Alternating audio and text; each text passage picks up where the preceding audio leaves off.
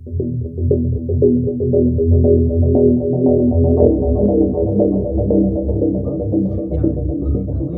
tersangka Won yang dimana sebelumnya ditemukan jasad yang memang diduga ada beberapa meter dari kondisi ini. Dan ketika ditanya terkait dengan ini lubang tadi yang lubang ya ditemukan ada juga ada rumah dan lubang ini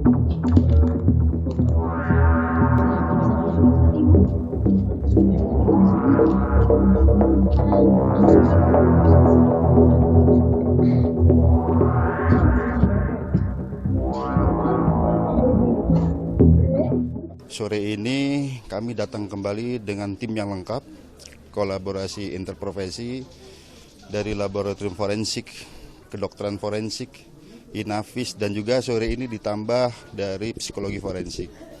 Artinya begini, kami masih memiliki PR ataupun hal-hal yang harus kami pertajam terkait dengan tersangka misalnya. Apakah ada tersangka yang lain di luar dari 3 tersangka ini? Karena berdasarkan pengalaman kami kemarin pada saat mengungkap awal dari kasus yang ada di Bekasi, kita ketahui bahwa tersangka hanya 2 orang. Namun setelah kita adakan penelitian secara lebih mendalam, integrasi secara lebih intensif, dan kita temukan fakta dan entry point untuk membuka fakta yang lebih besar lagi, ternyata bertambah lagi 1 orang tersangka yang kita duga awalnya itu adalah korban. Ternyata ini juga tersangka dan mengkompulir dana-dana dari TKW-TKW ini, di mana diantaranya 2 orang sudah menjadi korban. Kemudian yang kedua, kami harus mendalami kembali apakah dimungkinkan ada korban-korban lain. Ya seperti kemarin diketahui hanya 3 korban. Setelah kita ketemukan fakta baru, ternyata ada 6 korban lagi yang kemarin sudah kita dalami. Kami dibantu oleh Polda Jabar dari tim kedokteran forensik Polda Jabar dan juga dari Polres Cianjur sampai dengan saat ini mendampingi kami untuk penyelidikan. Dan juga sore ini kami harus mendalami lagi motif. Ya. Apakah di luar motif ekonomi ada motif-motif yang lain? Karena memang untuk motif ekonomi kami sudah yakin ya. Karena memang ada uang yang berpindah digunakan oleh para tersangka. Tetapi menjadi pertanyaan buat kita, kenapa harus ada 2 orang anak di bawah umur yang harus menjadi korban? Yang kita temukan TKP di sini kemarin itu atas nama Bayu 2 tahun dan juga kakaknya, ini Neng Ayu yang selamat di Bekasi. Kedua korban ini merupakan anak dari almarhumah Maimunah yang juga merupakan ibu kandungnya. Nah ini harus kita dalam ini sebenarnya motif apa, dan 2 putranya yang meninggal di Bekasi, korbannya almarhumah Maimunah ini juga dari lingkungan keluarga dekatnya.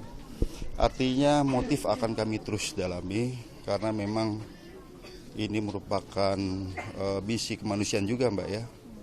Kita harus mencegah agar tidak terjadi lagi modus operandi seperti ini, dan peringatkan juga kepada masyarakat agar tidak mudah percaya terhadap para pelaku yang mencoba menipu daripada masyarakat dengan modus yang seperti ini.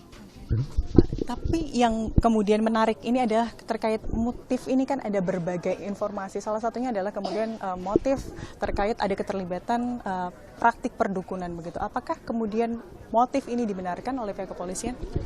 Penyelidikan kami ini sifatnya adalah berkesinambungan. Jadi kita ketemu fakta, kita teliti dan sebagainya. Nah, itulah salah satu fungsi daripada psikologi forensik yang kami hadirkan sejak awal sebenarnya, dan akan memperdalam lagi di sini untuk mendalami motif daripada kejadian ini.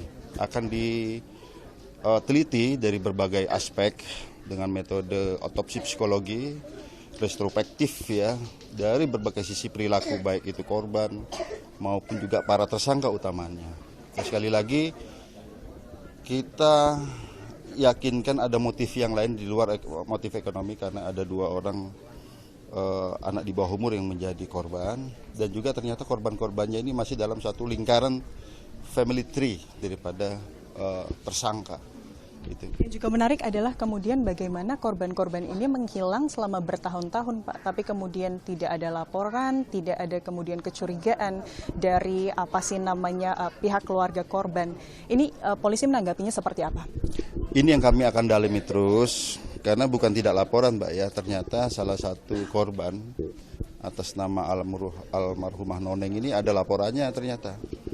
Laporan kehilangan yang ada di Polres Cimahi. Nah ini juga yang lain kami akan dalami juga, termasuk yang akan kami dalami atas nama korban Siti yang TKW yang termasuk dalam satu daftar pengirim dana ini yang informasinya itu didorong ke laut. Nah, kemudian saat ini dimakamkan di daerah Garut, kini akan kita bongkar juga. Kami akan teliti dan ini tim sudah bergerak juga ke Jawa Timur. Kemudian yang kedua korban Halimah yang adalah mertua daripada pelaku. Ibu daripada Maimunah yang korban di Bekasi. Jadi anaknya dinikahi, ibunya dibunuh oleh si Dulo, anaknya dibunuh oleh komplotan ini. Ini kan kita dalami lagi, akan kita bongkar lagi makamnya. Ya, sebagai contoh satu lagi korban Farida ini informasinya kan sebelum dibunuh juga diracun. Nanti tim lapor lengkap dan kedokteran forensik akan meneliti kembali.